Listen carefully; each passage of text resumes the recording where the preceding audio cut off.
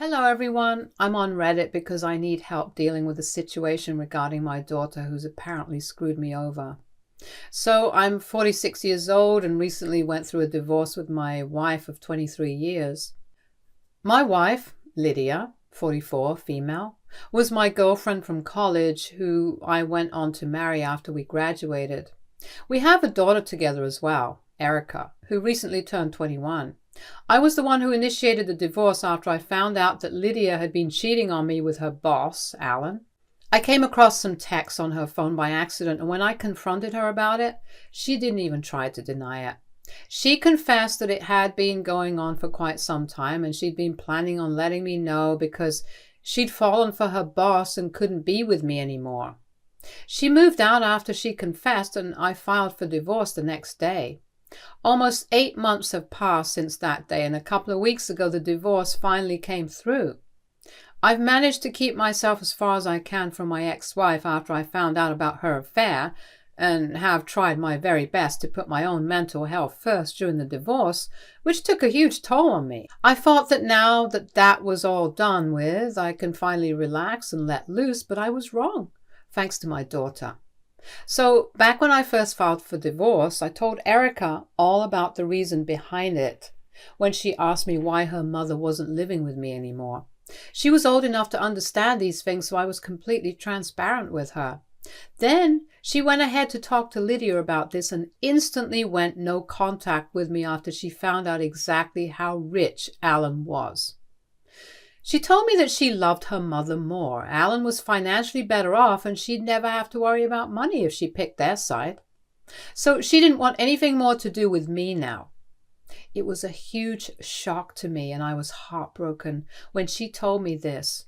But I still had my pride intact, so I didn't respond to her and just hung up without saying anything.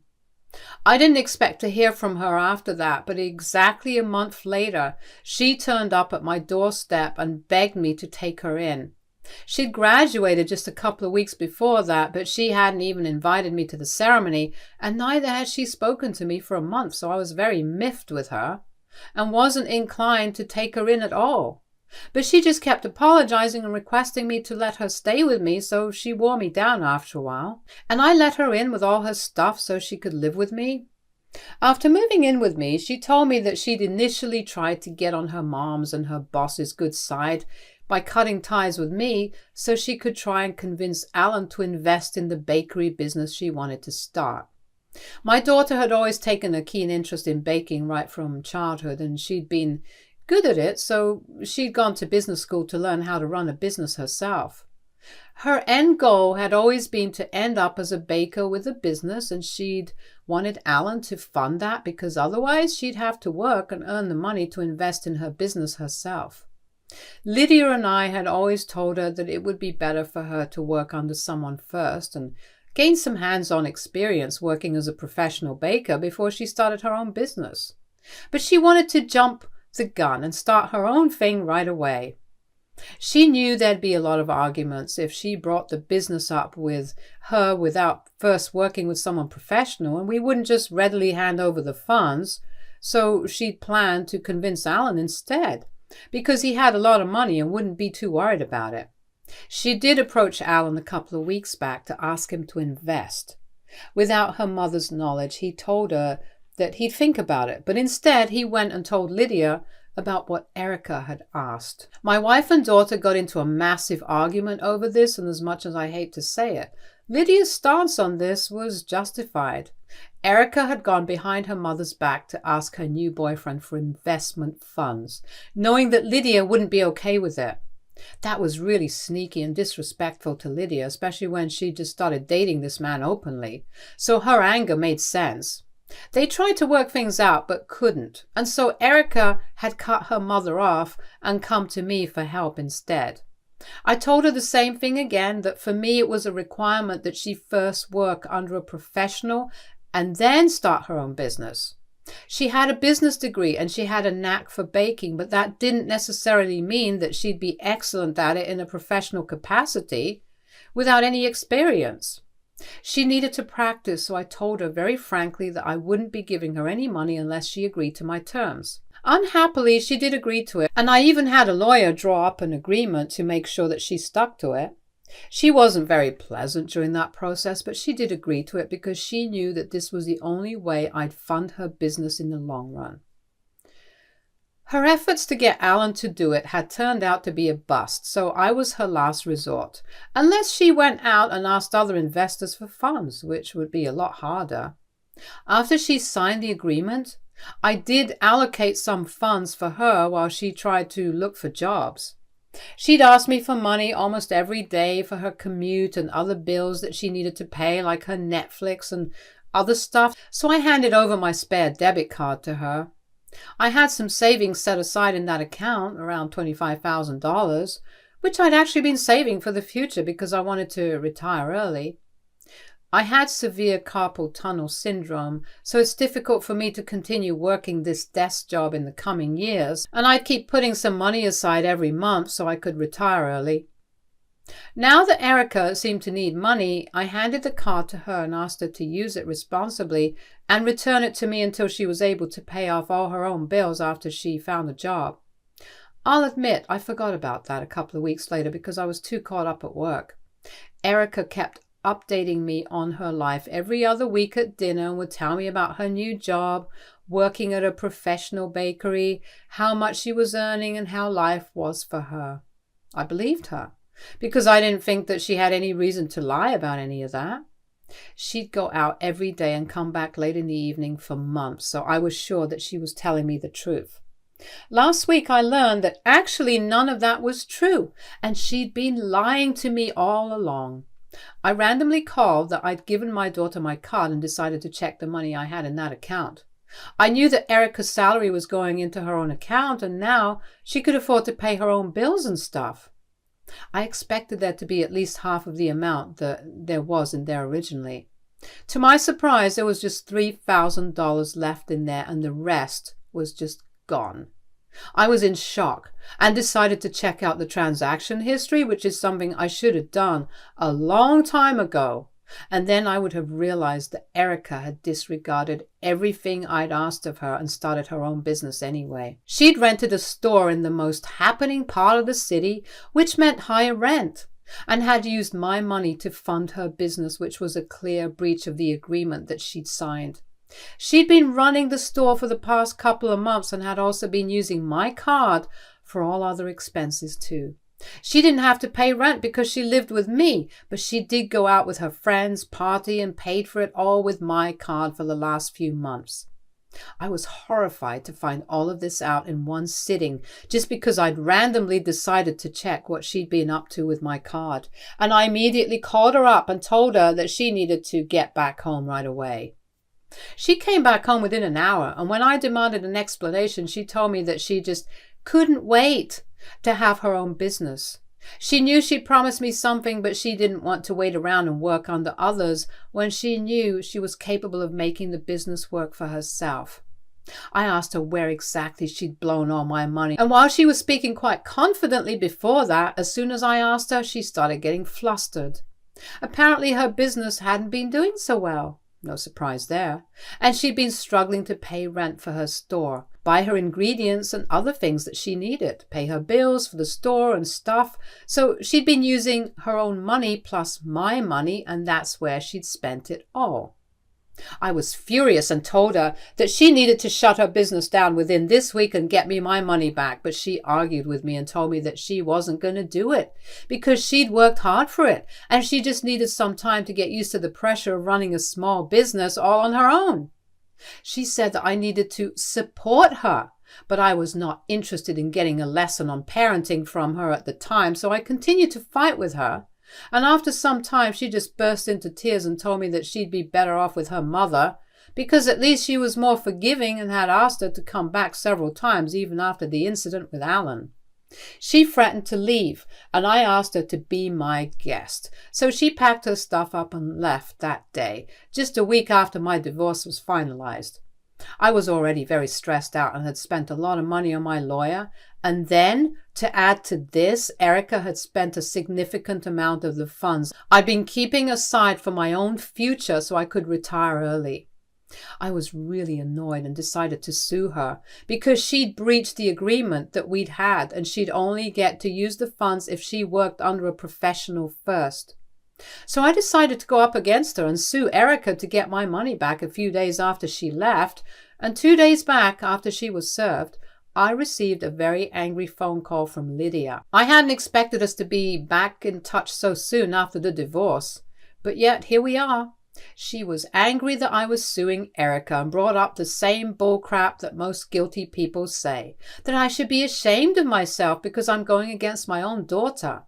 I told her to stay out of this and hung up, but she's been texting me consistently to remind me that I'm being a terrible dad right now. I know that what I'm doing is acceptable legally, but I think Lydia's texts have been getting to me because now I actually do think I might be taking things too far. I'm usually not a very confrontational person, but I really have been looking forward to retiring early. And now I'll have to continue working for God knows how many more years, all because Erica screwed up. I don't know if I'm the bad guy here or if it's just Erica and Lydia trying to make me feel like one. So I take back the lawsuit. AITA for suing my own daughter after she used my retirement funds to start her bakery when I'd asked her not to? Update 1. Hey everyone, so thanks for the overwhelming response and all the support that you guys have shown to me. It means a lot to me, so thanks for that. Coming to what's going on with me and my family, things have been bad. I've blocked Lydia, but I haven't blocked Erica. So now she's the one who's sending me texts every day to guilt trip me and make me feel bad for just standing up for myself. I'm just kicking myself for not checking my balance earlier. Maybe I would have discovered Erica's lies a long time back, but I was so caught up with my job that I didn't even stop to think about the possibility of her being dishonest with me. I feel like I failed as a father because Erica has turned out to be a liar and a greedy brat. I don't know, it just sucks the way she's been trying to gaslight me and emotionally manipulate me. It's not helping my mental state either. I was just getting over the divorce, but now I have to deal with this too. It's exhausting, and I've told her that she can either respond to me legally or she can leave me alone altogether, but she's not supposed to do this to me. It's just not right. It hasn't helped though, and she just keeps finding ways to make me feel like crap about wanting to look out for my own interests. Just yesterday, she sent me a message saying that she'd ended the lease on the store she'd rented and would soon move out. She asked me if I was happy about it, which is just so manipulative because she's making me feel like this is my fault somehow, and I know it isn't. Her mother is another troublesome element who keeps making cryptic posts about me, and it always finds its way to me, either through friends who want to make fun of her or through nosy relatives who want to gossip about this. Either way, it's just annoying beyond a certain point. Update 2. So almost a week has passed and Erica has responded to the lawsuit. I demanded that she pay back the entire amount that she'd taken, but her lawyer wants to negotiate and bring the amount down to $10,000. I didn't know why she thought that it was a fair deal, because clearly even the $10,000 that she's willing to pay now is all thanks to Alan. So why not just go ahead and pay off the entire amount? Doesn't make sense to me, but it's fine. We'll just duke it out in the negotiations. I don't want to take this to court, but if we're not able to come to a common conclusion, then that's what's going to happen anyway. So I'll try my best along with my lawyer to reach a common ground with her, but it seems unlikely that she'll be willing to budge given her attitude towards me in the past couple of days. She's taken the leaf out of her mother's book and has blocked me, so she can now post on social media about what a terrible dad I am.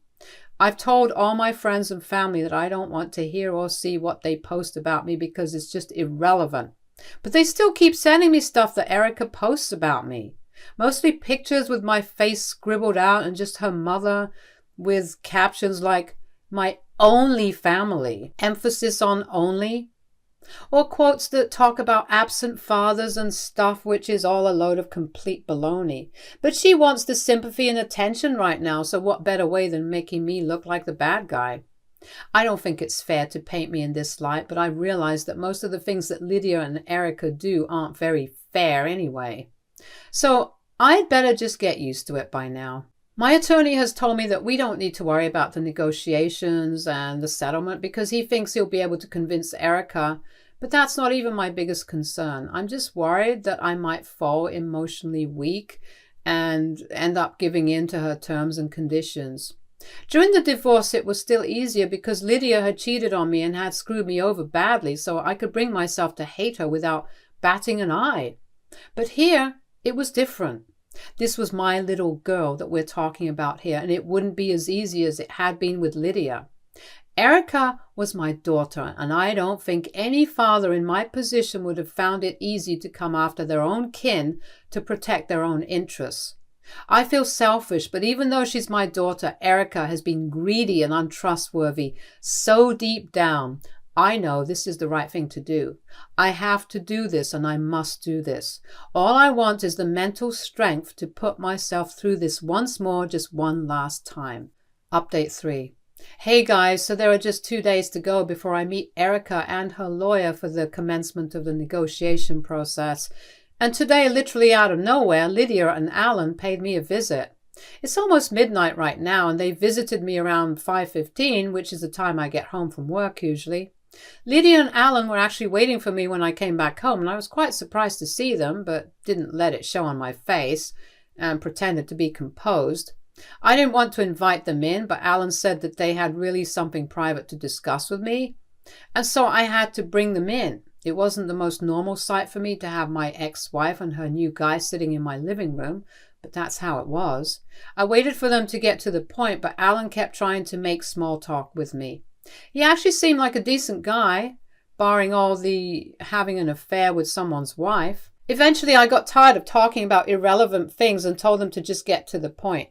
So they did, and told me that it was Alan who was taking the fall for Erica's lapse in judgment. And so he was paying me the money, which is something I already knew, but what I didn't know was that Alan had kids of his own too, who he had to look out for. His son was about to start college, and his older daughter was going to get married the next year, so he had other financial concerns too, and couldn't just pay off $25,000 like that. He wanted to appeal to me personally so that I'd just settle for $10,000 right now, and they could pay the rest of the amount over time instead of giving it all to me up front. I mulled it over for a while, and it seemed fair enough to me, so I agreed to it. It was just a verbal agreement, nothing too serious, so I was all right with the proposition. And I also just wanted them to go away so I could unwind after work. Lydia seemed satisfied, so she decided to leave, but Alan asked if he could speak to me in person, which took both me and Lydia by surprise. I agreed, mostly out of curiosity, and after Lydia had left, the guy sat back down and apologized to me for whatever had happened. He seemed sincere while he was sharing his side of things, and revealed that while he and Lydia were together, she'd not been entirely truthful with him and had convinced him that she was trapped in an unhappy marriage, which is why he'd felt a little less guilty about the affair. She'd been the one to initiate things, and he'd been skeptical in the beginning, but he fell for her, and he fell hard, which makes sense because despite everything, Lydia is beautiful, smart, and funny, so it's not surprising that he fell for her. So had I a really long time ago. He didn't expect me to be okay with everything all of a sudden, but he said he just needed to get it all off his chest and at least know that he tried to apologize. I told him it was fine because Lydia was the one who owed me the loyalty, not him. He left after his apology, and I've been thinking about it all since then. It's just weird how Alan, a practical stranger, had more compassion for me than my own wife and daughter. It's just sad that things turned out this way, but I'll get over it. Update 3. I met my daughter for the negotiation today. It went all right, and we're going to stick to the arrangement that I worked out with Alan. $10,000 right now, and then the rest in installments over the next couple of months. Seeing her was definitely harder for me than it was for her because she pretended like I was a stranger. She was cold, but I don't blame her. After all, I was the one who was saying that to her, even though it was her fault. After we were done with the meeting, I saw that Lydia had come to pick her up afterwards as well, and the two of them shot me some really nasty looks before driving away.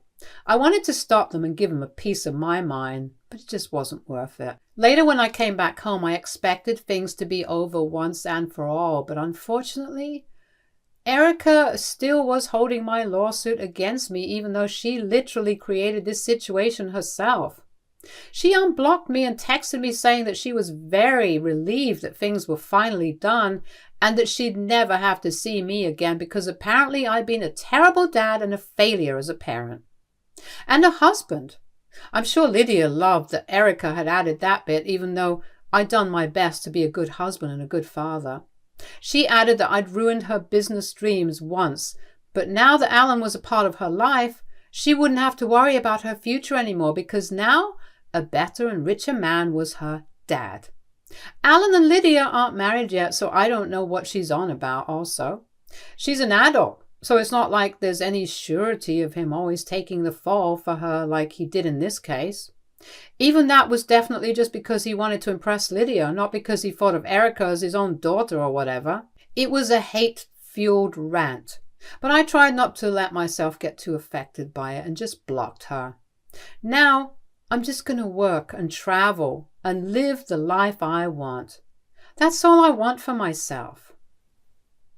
Stay tuned for more stories from Argo Relationships.